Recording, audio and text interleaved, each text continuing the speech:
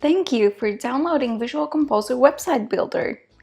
Now I'll show you how to install it on your WordPress site.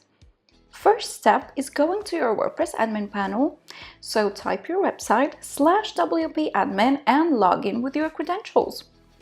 When you're logged in, navigate to the plugins section and click on Add New, and then on Upload Plugin. Now you just have to upload the Visual Composer zip file.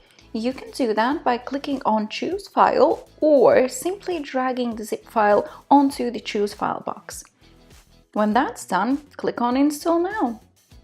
When the plugin is successfully installed, click on Activate and you can start building pages right away. But if you want more elements, templates, and extensions, as well as access to the Visual Composer Hub, you can consider activating the free or premium version of the plugin to unlock all the features. And that's it. Thank you all for watching and enjoy!